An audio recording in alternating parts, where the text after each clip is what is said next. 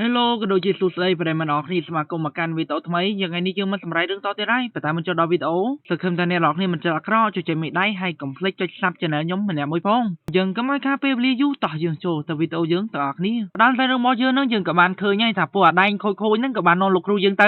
ហើយតែរឿងរបស់យើងនឹងក៏កាប់មកដល់កន្លែងវរៈបរោះភ្លើងយ៉ាងមិនហើយឥឡូវនេះវាមានរយៈពេល3ថ្ងៃហើយតើឯងអាចដុតភ្លើងបានទេឥឡូវនេះអាបែប3នាក់ហ្នឹងក៏បានតបទៅវិញហើយត្រឹមត្រូវណាបងធំឥឡូវនេះគាត់គឺជាគ្រូនៃមហន្តរាយពិភពលោករបស់យើងដូច្នេះហើយមិនអីទេខ្ញុំនឹងឲ្យគាត់ដុតភ្លើងហើយក៏បានធ្វើអាមេធំមកគេនឹងមានការត្រេកអរយ៉ាងខ្លាំងល្អណាស់ប្រសិនបើគាត់ជាអ្នកដុតភ្លើងនោះយើងនឹងអាចទាលុយពីរាជរដ្ឋាភិបាលកាន់តែច្រើនអាបែមេភ្លើងនឹងក៏បាននិយាយទៅកាន់ដូនតារបស់យើងហើយមិនអីទេឯងគឺជាគ្រូមហន្តរាយនៃពិភពលោកនេះតើមែនទេដូច្នេះហើយឯងគួរតែដឹងហើយតើឯងគួរតែដុតភ្លើងចោលពួកគេចោលទាំងអស់តើឯងយល់ដែរឬទេលោកគ្រូរបស់យើងនឹងក៏បានតបហើយអូខេខ្ញុំយល់ហើយការដុតភ្លើងនេះគឺវាមិនពិបាកអ្វីនោះទេប៉ុន្តែខ្ញុំនឹងមានលក្ខខណ្ឌមួយចំនួនវាមានតែសិស្សរបស់ខ្ញុំទេដែលអាចបញ្ជាឲ្យខ្ញុំដុតភ្លើងនោះបានដូច្នេះហើយខ្ញុំគួរតែនាំពួកគេទៅទីនោះទាំងអស់គ្នាហើយក៏បានធ្វើឲ្យ3នាក់នឹងមានការភ្ញាក់ផ្អើលដែរត្រឹមត្រូវណាក្រែងឯងជាអ្នកបញ្ជាឲ្យយើងដុតភ្លើងតើមែនទេប្រសិនបើយើងគ្មានអ្នកបញ្ជានោះតើយើងអាចដុតភ្លើងតាមរបៀបណាមេធំមកគេនឹងក៏បានតមកទៀតហើយ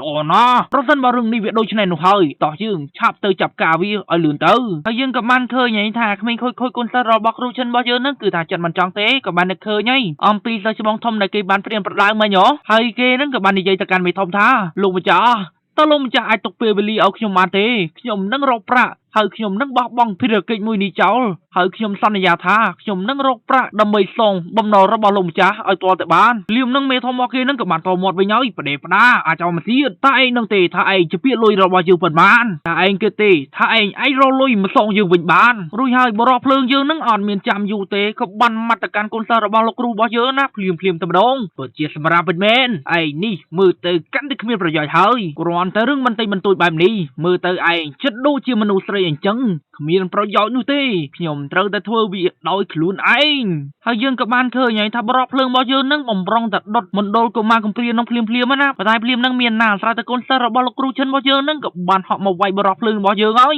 យប៉ុន្តែភ្លាមនឹងស្រាប់តែមានការភ្ញាក់ផ្អើលមែនដោយសារតែយើងឃើញណាវាយមិញនឹងគឺអត់មានស្គីបជើងថ្មីរបស់បរោះភ្លើងយើងនោះទេហើយក៏បានដាក់ទៅកាន់កូនសិស្សរបស់លោកគ្រូចិនរបស់យើងនឹងណាមួយដៃទៀតភ្លាមតែម្ដងមេធំមកគេនឹងក៏បាននិយាយទៀតហើយអាមនុស្សចោលមិនទៀតទាំងអស់នេះវាពិតជាហ៊ានរាងការរលុយរបស់យើងពិតមែនដូច្នេះហើយយើងគួរតែផ្ដល់មេរៀនមួយចំនួនទៅកាន់ពួកវាឆាប់សម្លាប់វាទៅហើយយើងក៏បានឃើញថាកូនសិស្សរបស់លោកគ្រូចិនរបស់យើងនឹងត្រត្រង់ខ្លាំងមែនទែនឯងអញមកវាយខ្ញុំបានប៉ុន្តែឯងកុំប៉ះក្មេងៗទាំងនោះអីអាប៉ែភ្លើងរបស់យើងនឹងក៏បាននិយាយតទៅវិញទៀតហើយឡខ្ញុំធានាថាប្រសិនបើខ្ញុំសម្លាប់គេនោះខ្ញុំត្រូវតែសម្លាប់ឯងជាមុនសិនហើយយើងក៏បានឃើញហើយថាប៉ែភ្លើងនឹងគឺថាខ្លាំងមែនតើបានមកតកាន់កូនសិស្សរបស់លោកគ្រូចិនរបស់យើងណាគឺថាអត់មានគីឡូជាមួយនឹងបរោះភ្លើងនោះទេហើយខ្ញុំខាតពេលជាមួយនឹងពួកឯងជាយូរណាស់មកហើយដូច្នេះឥឡូវនេះវាដល់ពេលដែលយើងត្រូវរកស៊ីម្ដងហើយបំរុងតែដុតឲ្យបតែភ្ញាក់ផ្អើលខ្លាំងមែនតើយើងក៏បានឃើញណាថាកូនសិស្សរបស់លោកគ្រូចិនរបស់យើងនឹងចងកម្មចងពៀខ្លាំងមែនតើខ្ញុំបានប្រាប់ឯងហើយថាឯងមិនអាចប៉ះពាល់គេបានទេអាប៉ែភ្លើងឃើញបែបនេះហើយមានការខឹងមែនទេអូឯងប្រហែលជាចង់ស្លាប់ណាស់ហើយមើលទៅដូច្នេះខ្ញុំនឹងសម្លាប់ឯងជាមុនសិនយើងក៏បានឃើញថាបរោះភ្លើងយើងនឹងបំរុងតែដាក់មកដៃសម្លាប់កូនសិស្សរបស់លោកគ្រូចិនភ្លាមតែម្ដងប៉ុន្តែមានណាស្រាប់តែពេលនោះវាយភ្លាមទៅស្រាប់តែបាត់មនុស្សភ្លាមតែម្ដងដោយសារតែដូនតារបស់យើងនឹងក៏បានចេញមកជួយហើយដូនតារបស់យើងនឹងក៏បាននិយាយទៀតហើយយ៉ាងម៉េចហើយតែឯងភៀសខ្លួនហើយឬនៅឯងឃើញដែរឬទេថាខ្ញុំបានប្រាប់ឯងពីមុនមកហើយឥឡូវនេះតើឯងសោកស្ដាយដែរឬទេអាប៉ែម្នាក់ហ្នឹងក៏បាននិយាយតទៅវិញហើយខ្ញុំសោកស្ដាយណាស់ដែលខ្ញុំបានធ្វើការជាមួយនឹងមនុស្សអាក្រក់ទាំងនេះហើយឥឡូវនេះខ្ញុំចង់សម្លាប់ពួកគេចោលទាំងអស់លៀមនឹងយើងក៏បានឃើញហើយតែប្រព័ន្ធរបស់យើងនឹងក៏បានចេញមកហើយឥឡូវនេះពេលការកាប់របស់ដូនតាត្រូវបានបញ្ចប់ត្រឹមមួយភារកិច្ចមួយទៀតហើយដូច្នេះពួកគេឥឡូវនេះមានចិត្តសិទ្ធិចរិតល្អរួចហើយដូនតារបស់យើងនឹងក៏បាននិយាយថាល្អណាស់ឥឡូវនេះខ្ញុំគឺជាគ្រូរបស់ឯងហើយឯងត្រូវចាំថាប្រសិនបើមានលោកគ្រូនៅទីនេះគ្មានអ្នកណាអាចធ្វើបាបកូនសិស្សរបស់លោកគ្រូបាននោះទេហើយក៏បានធ្វើ3អ្នកនឹងមានការភ្ញាក់ផ្អើលភ្លាមហើយរវៃបានជារបបខ្ញុំជាសះស្បើយបែបនេះមែនហើយខ្ញុំមានអារម្មណ៍ថារាងកាយរបស់ខ្ញុំនេះមានថាមពលខ្លាំងជាងមុនទៀតផងអាឡ័យតែសរសើរសុកនោះមានណាអាប៉ែភ្លើងនឹងក៏បាននិយាយទៀតហើយនេះហ៊ានប្រងើយកន្តើយជាមួយនឹងខ្ញុំផងដូច្នេះអ្នកនឹងស្លាប់ទៅជាមួយនឹងក្មេងកំព្រាទាំងនោះហើយខ្ញុំនឹងធ្វើឲ្យអ្នកខ្លាចទៅជាភេក៏បានធ្វើមនុស្សទាំងនោះនឹងមានការភ្ញាក់ផ្អើលខ្លាំងមែនទែនហើយអាម៉ាប់របស់យើងនឹងអត់មានចាំ យូរទេក៏បានបញ្ចេញយុទ្ធសាស្ត្ររបស់គេហ្នឹងណាទៅទប់ជាមួយនឹងយុទ្ធសាស្ត្ររបស់បុរសភ្លើងរបស់យើងគ្រាន់តែការរៀបរៀងការវិប្រហាមួយប៉ុណ្ណោះអ្នកកុំទាន់សប្បាយចិត្តពេកតើអ្នកគិតថាអ្នកអាចបញ្ឈប់ខ្ញុំពីការរៀបរៀងនេះតើមែនទេដូច្នេះហើយខ្ញុំនឹងដុតអ្នកខ្លាចទៅជាផេមួយទៀតតែមានណាស្រាប់តែបានយុទ្ធសាស្ត្ររបស់អន្តរីជនរបស់យើងបានបញ្ចូលទៅកាន់កូនសិស្សរបស់គេអីហ៎ហើយយើងក៏បានឃើញហើយថាអាប៉ែហ្នឹងអត់មានគីឡូជាមួយនឹងកូនសិស្សរបស់លោកគ្រូឈិនទេក៏បានដាក់អាប៉ែហ្នឹងម្នាក់ម្ដាយម្នាក់មួយជើងដេកអស់ខ្យល់ភ្លាមតែម្ដងហើយអ្វីពួកគេគ្រាន់តែជាសម្រាប់បែបនេះហើយអ្វីបានជាពួកគេខ្លាំងបែបនេះទៅរួចមេគេហ្នឹងក៏បានបញ្ជាទៀតហើយបរោះភ្លើងតើនេះរងចាំអ្វីឆាប់ទៅដុតសម្លាប់ពួកគេចោលទាំងអស់ឲ្យលឿនទៅអាប៉ែភ្លើងហ្នឹងក៏បានតទៅវិញហើយតើអ្នកកំពុងនិយាយពីអ្វីតើអ្នកមិនឃើញទេថាស្ថានភាពរបស់យើងបច្ចុប្បន្ននេះវាទៅជាយ៉ាងណាកូនសិស្សរបស់លោកគ្រូឈិនមកយើងហ្នឹងមិនទាន់បញ្ចប់នោះទេឥឡូវនេះឯងបានធ្វើបាបយើងជាច្រើនណាស់មកហើយដូច្នេះថ្ងៃនេះខ្ញុំនឹងឲ្យឯងភ្លក់អំពីយុទ្ធសាស្ត្ររបស់ខ្ញុំហើយយើងក៏បានឃើញហើយថាយុទ្ធសាស្ត្រនោះខ្លាំងមែនទែនហើយក៏បានវាយប្រហារទៅកាន់បរិបភ្លើងរបស់យើងណាធ្វើឲ្យដេកស្លាប់ភ្លាមតែម្ដងលោកគ្រូឈិនមកយើងឃើញបែបនេះហើយក៏មានការគិតក្នុងចិត្តទៀតហើយអូហាក់ដូចជានេះគឺជាភាពជោគជ័យមួយទៀតហើយមើលទៅអ្វីកំពុងតែឈានដល់ទីបញ្ចប់ដោយជោគជ័យហើយមើលទៅអ្នកដឹកនាំរបស់យើងនឹងក៏បាននិយាយទៀតហើយក្រោយមកអន្តរីជនបាននាំពួកគេទាំងពីរនាក់នោះមកកាត់ទោសដើម្បីរកយុត្តិធម៌សម្រាប់មនុស្សជាតិហើយក៏បានធ្វើឲ្យពិភពទាំងមូលបានស្គាល់ពីចរិតពិតរបស់ពួកគេទោះបីជាយ៉ាងណាក៏ដោយឆាងឆេងនិងពីរនាក់ទៀតមិនបានព្រមចូលរៀននោះទេមិនទទួលបានភាពជោគជ័យពីរង្វាន់ពីសង្គមនោះទេក្រោយទៅវិញគេតែងតែមានភាពរីកគូនជាសាបណាដោយសារតែពួកគេនោះហើយយើងក៏បានឃើញអ្នកសភាម្នាក់កំពុងនិយាយថាខ្ញុំមិនជឿទេថាសាលាក្រិតជនមួយនោះបានជួយមកកាន់ពួកយើងនោះហើយតែរឿងមកយើងហ្នឹងក៏កាមកដល់កន្លែង3នាក់នេះទៀតហើយដោយជាការរំពឹងទុកពិតមែនការចូលទៅក្នុងសាលាក្រិតជននេះគឺជាសញ្ញានៃការអាម៉ាស់របស់ពួកយើងដូច្នេះហើយពួកយើងមិនអាចទៅជាវីរៈបរិបបានទេពួកយើងនឹងខ្លាចទៅជាក្មេងទំនើងអស់មួយជីវិតតែភ្លាមនឹងមានណាស្រាប់តែលោកគ្រូឈិនរបស់យើងដើរមកហើយក៏បាននិយាយទៀតហើយអូឯងគិតយ៉ាងមែនទេចង់ឲ្យអ្នកណាគិតអីគិតទៅប៉ុន្តែឯងមិនមើលទេថាគេគឺជាអ្នកណាហើយយើងក៏បានឃើញថាក្មេងកំព្រាទាំងនោះគឺជាហ្វេនផ្កាប់មុខរបស់កូនសិស្សរបស់លោកគ្រូឈិនយើងទាំង3នឹងឯងប៉ុន្តែលោកគ្រូឈិនរបស់យើងដើរចេញមកហើយក៏បាននិយាយហើយអូតើឯងគិតអញ្ចឹងមែនទេឯងគិតមែនទេថាសង្គមមួយនេះគិតឯងយ៉ាងណាប៉ុន្តែឯងគិតមើលតើនេះគឺជាអ្នកណាគេហើយក៏បានធ្វើមនុស្សគ្រប់គ្នានឹងមានការភ្ញាក់ផ្អើលយ៉ាងខ្លាំងហើយអ្វីបានជាអ្នកមិននៅក្នុងកុមារកំព្រាតើអ្នកមកទីនេះធ្វើអ្វីកុមារកំព្រានឹងក៏បាននិយាយទៅវិញអីបងប្រុសធំខ្ញុំបានដឹងថាបងគឺជាវីរបុរសដ៏អស្ចារ្យដើម្បីជួយសង្គ្រោះពិភពលោកមួយនេះដូច្នេះពួកយើងមកទីនេះដើម្បីមកគាំទ្ររូបបងនេះហើយអាប៉ែម្នាក់ហ្នឹងក៏មានការភ្ញាក់ផ្អើលខ្លាំងមែនទែនទេខ្ញុំគឺជាមនុស្សរៀននៅក្នុងសាលាអក្រិតជនដូច្នេះហើយតើអីមិនគិតទេថាយើងគឺជាមនុស្សអាក្រក់នោះកុមារទាំងអស់ហ្នឹងក៏បានតទៅវិញថាអត់ទេបងប្រុសធំខ្ញុំដឹងតែបងគឺជាមនុស្សល្អដូច្នេះហើយបងគឺជាបរិសុទ្ធដែលសង្ហាជាងគេទៀតផងលោកគ្រូឈិនមកយើងដើរចូលហើយក៏បាននិយាយតទៀតហើយការធ្វើវិរិយបរិសុទ្ធគឺវាមិនពាក់ព័ន្ធទៅនឹងសង្គមនោះទេឲ្យតែឯងមានចិត្តល្អនិងសប្បុរសនោះគឺឯងខ្លាចទៅជាវិរិយបរិសុទ្ធនៅក្នុងចិត្តខ្ញុំឬក៏នៅក្នុងចិត្តឯងនិងអ្នកទាំងអស់គ្នាទៀតហើយក៏បានធ្វើឲ្យ3នាក់ហ្នឹងមានការភ្ញាក់ផ្អើលខ្លាំងមែនទែនលោកគ្រូឥឡូវនេះខ្ញុំនឹងមានចិត្តខ្លាចទៅជាវីរបុរសតាមលោកគ្រូហើយលៀមនឹងប្រព័ន្ធរបស់យើងនឹងក៏បានចេញមកទេហើយកិច្ចការរបស់លោកម្ចាស់ឥឡូវនេះបានចិត្តបញ្ចប់ហើយឥឡូវនេះពួកគេទាំង3មានឆន្ទៈខ្លាចទៅជាវីរបុរសហើយដូច្នេះលោកម្ចាស់អាចបន្តកិច្ចការរបស់លោកម្ចាស់ទៀតប៉ុន្តែភ្លាមនឹងកញ្ញាសក់ក្រហមរបស់យើងនឹងក៏បានគឺក្នុងចិត្តទៀតហើយអ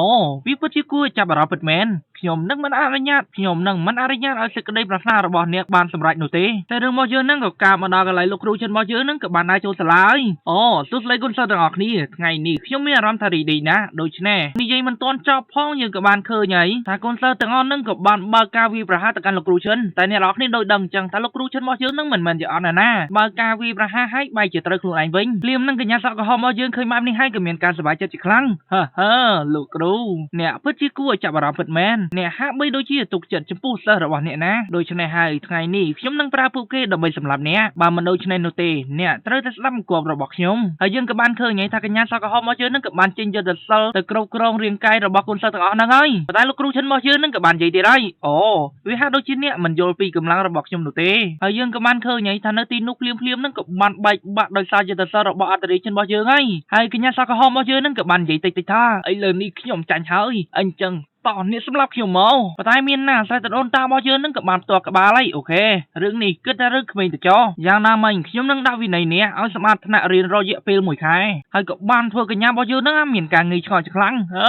ให้ระบายบันจีขิวจังสำหรับนี่ให้ระบายบันจีเนี่ยมันสำหรับขิวมันจังโดนตาบ่เยอะนึงกับบานต่อตัววันท่าอ๋อนี่คือจุดกำห้องมันตีมันตู้โดยชนะให้ขนมเนียมเนี่ยคือจุดสนุโดยชนะขิวนึงด่าตัวนี้ให้ขิวนึงเอารมเนี่ยดำไปเนี่ยคล้ายตัวจี้วิเรบรอได้มีเรียกกันหน้าสมบัติกรุบกรอนกันยาบ่เยอะเคยมานี่ให้กับเมียนการสบายใจจีไร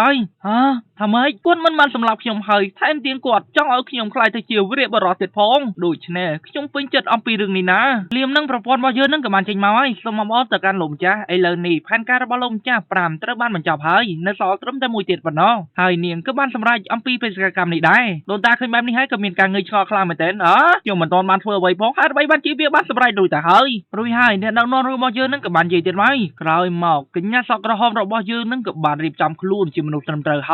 ยเนียงก็บ้านมองปิ่งกิสัญญาระบาดลูกครูเช่นได้ยังกับมันเคยถ้ากันย้ำเนี่ยนั่งกับมันฝึกบ้านแต่การโกนซ่าในครองนักเรียนระบาดลูกครูเช่นแต่ได้เรียมนั่งลูกครูเช่นจริงเมากับมันใหญ่ๆแน่ยังมันพรำเนียงจิจารดองมาให้ทานเนียงมันเตอเธอบ้ามันรุมถนัดโนเต้ให้กับบ้านทัวปัวชาชายนั่งเมียนการลวนมอนเตอร์ร้อยอย่างมายุ่งกันทาลูกครูเช่นนี่มันไอเปรียบประดาชุ่มนั่งเนียงบานเต้แต่ได้เมียนน่ะกันย้ำเนี่ยนั่งกับมันใหญ่ๆยังมันนั่งให้ลูกครูโดยชนะขยมนังไก่บีจิตไหมไอ้กับบ้านทัวปัวได้นั่งเมียนกาเกียงเดี๋ยวร้อยทำไมสมัยแต่บองใส่สักหอมมายืนก็ไอ้ไปตะลงกันยาไก่สาบานได้มือเตอเพราะฉันมาสลับเซ็งกีดังหนูกีนังใส่จมอ้อยืนชูทำไมเหมือนข้านไอ้แต่เรื่องมายืนนั่งกับการมาดอกกันหลังกันยาไก่สากับบ้านใหญ่ท่าลูกดูไอ้เรื่องนี้นักซ้อแต่มันเนี่ยเตะมันเนี่ยนูกอดเมื่อเตอดูจะมันนูธรรมดาจังปะตายลูกดูก็เมื่องี้กอดไอ้ซ้อตามเมื่อเตอขมันเคยกอดบรรจินสมันตะเพียมาดงกาปีมนูมีนสมกรมนำใบตีลอยปีกอดโดยชนะหายขมันดังอัมปีดึงเอาไว้นูเตสาวแต่เปนูในเปนูขยมก็มันเคยก้นสาวตั้งอ้อตระบันได้ดูเพลียมหายขยมก็มันดังอัมปีดึงนี่ได้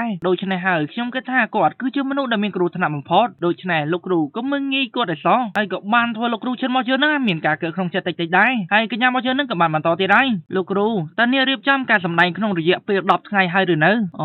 เรียบจำเหมือนเด้เรียบจำมาไว้เตอก็ยังมาเจอหน้ากับบ้านมันต่อตีได้เรื่องรอใบชนะมาดองรีรอทับปีบาปีพบโลกตระบ้านนั่งเจอมาตุตนาสลาระบาจึงโดยชนะหายนับไปได้สลายังบำเพ็ญกิจการระบาสังคมแดนสังคมมาด่าเอาให้หนูยืงนั่งรุ่ยพอดปีสลาโอกระดิจนนี่หายปนตายกูไอ้สไนสลาระบายืงมันได้บานจุกใจหนูเต้ให้ลูกครูชัดมาเยอะนั่งกับมันต่อตัวไง